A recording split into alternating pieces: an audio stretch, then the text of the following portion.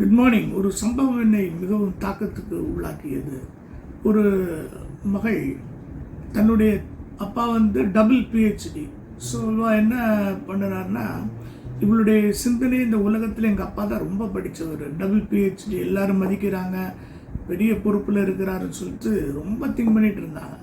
ஒரு நாள் இரவு படித்து கொண்டு இருக்கும்போது கரண்ட் போயிடுச்சு. கரண்ட் போன உடனே இவளுக்கு டிவி பார்க்கணும், ரொம்ப ஆங்ஸியஸாக, அப்பா நீங்கள் இது ஃபியூஸ் போயிட்டு சரியாக்குங்கள்லாம் சொல்லும்போது அப்பா ஓடி போய் ட்ரை பண்ணி பார்க்குறாரு. ட்ரை பண்ணி நடக்காத விட இரவு கரண்டே இல்லை, லைட் இல்லை.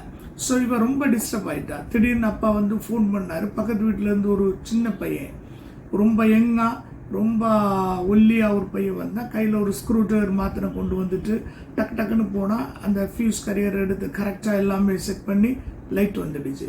இந்த பிள்ளை அப்போ நினச்சா, ஐயோ எங்கள் அப்பாவோட இவர் தான் அதிகமாக படித்தவர், கரண்டெல்லாம் வர வச்சுட்டாரு, லைட் வர வச்சுட்டாரு அப்படின்னு சிந்தனைக்குள் அவளுக்குள் வந்தது. நான் எப்படி சிந்திக்கிறேன் என்று சொன்னால், உலகத்தில் பெரிய வேலை சின்ன வேலை அப்படிலாம் கிடையாது. திறமைகள் ஒவ்வொருவரிடம் பிரிந்து இருக்கிறது. ஆனால் எல்லாரும் அவசியம் என்கிற சிந்தனை இருக்க வேண்டும். அப்படி என்று சொன்னால் படித்தவங்கள் தான் பெரியவங்க அப்படியெல்லாம் கிடையாது, தொழில் தெரிந்தவங்களும் பெரியவர்கள். இப்படிப்பட்ட சிந்தனை நமக்குள் வரும் என்று சொன்னால் சோம்பேறித்தனம் நம்மில் இருக்காது. சோம்பேறித்தனம் இல்லை என்று சொன்னால் நம்மில் மகிழ்ச்சி வருவதற்கு வாய்ப்பு உண்டு. இதுதான் காலை கருத்து. நன்றி, வணக்கம்.